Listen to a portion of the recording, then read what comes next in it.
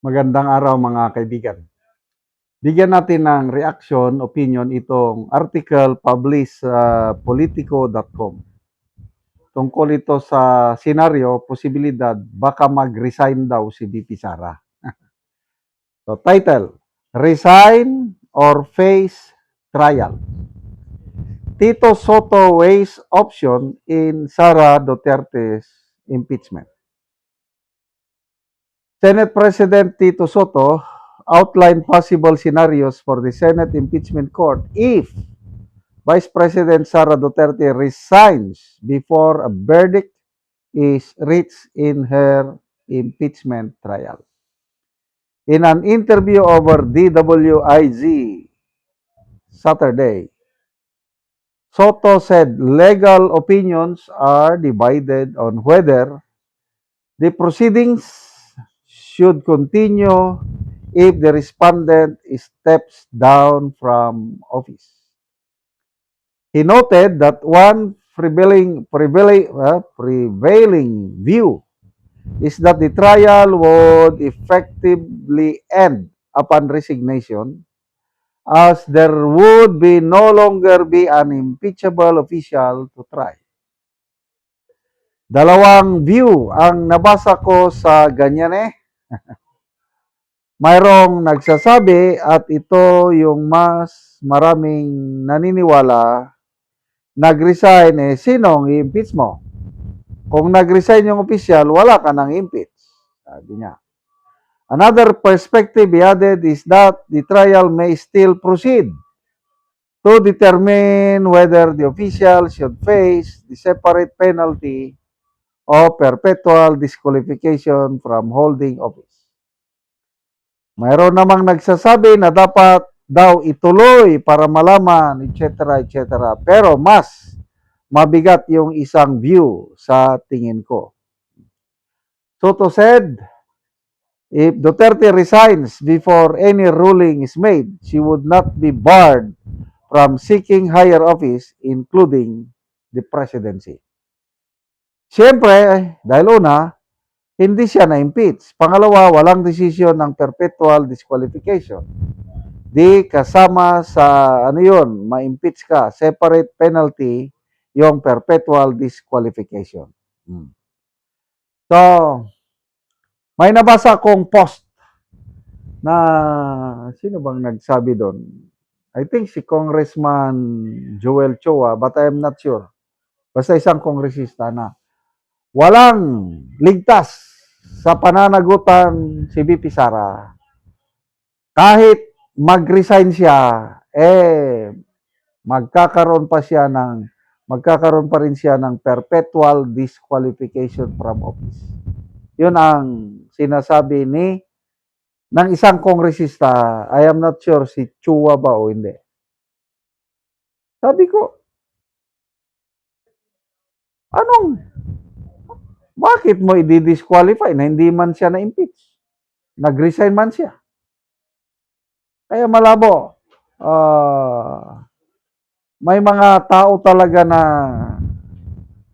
either galit na galit or takot na takot kay VP Sara. Kaya kung ano-ano na lang ang kanilang senaryo na nag-resign na nga, itutuloy pa rin ang kanyang impeachment trial para mabutuhan. Ano ba kayo? Naprapraning na itong mga tao ito. At salamat naman kay Senator Soto dahil sinabi niya ang kanyang opinion this time. Mas naniniwala siya sa opinion na once nag-resign si VP Sara, wala nang trial at pwedeng makatakbo sa bilang president sa 2028. So, at least tama ang kanyang opinion ngayon. Hindi katulad nung una na pati desisyon ng Korte Suprema nilalabanan niya na kamali. Dahil meron daw siyang legal expert o luminary na nakausap. Wala nang silbi yung mga legal luminary dyan kahit gaano siya ka-expert. What matters is yung decision ng mga active members ng Supreme Court. Yun lang yun. But then, bakit napapag-usapan yung resign? Bakit magre-resign si VP Sara? To me, knowing the character of VP Sara na palaban, no. Never na magre-resign. Ano ba yung kasabihan? No retreat, no surrender. Ganon yan. Merong prinsipyo si VP Sara. Hindi siya kapit tuko sa posisyon. Kasi kung kapit tuko pa siya, dapat presidente siya ngayon. Dahil yung presidency ng 2022 para sa kanya sana. Kung pumayag lang siya sa kagustuhan ni Tatay Digong na tatakbong presidente, wala sana tayong problema ngayon. Siya ang presidente. Kaya lang, sabi niya, ayoko niya. Oh. So, yun lang pagkakamali niya, pinili niya na maging vice president ng isang tao na akala niya maasahan, yung pala nambudol. Kaya nga umihingi siya sa atin ng kapatawaran dahil nabudol ko kaya kasama kayong ang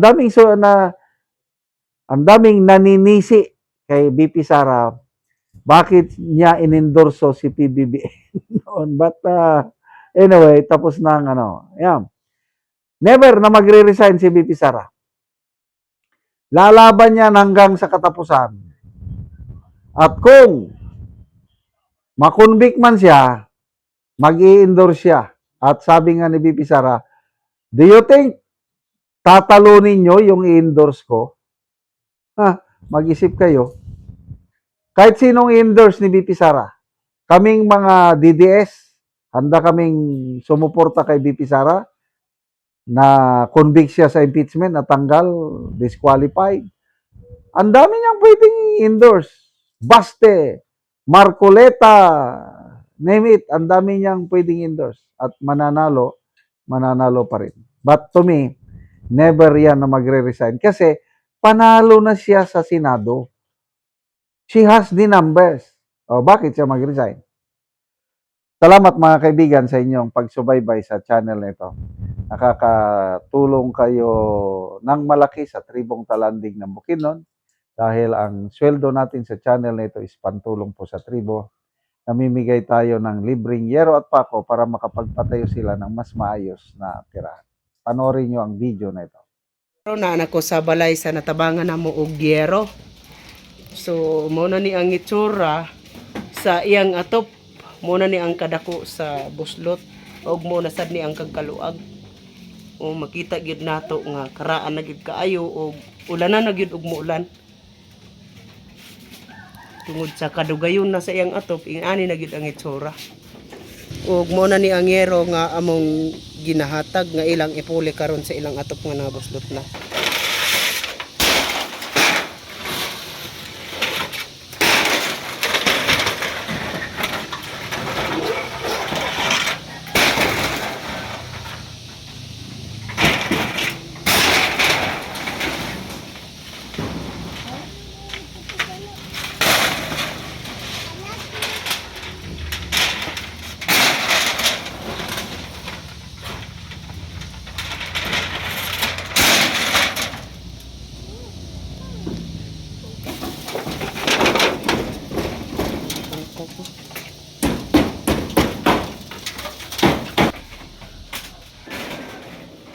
Speaking asin bay.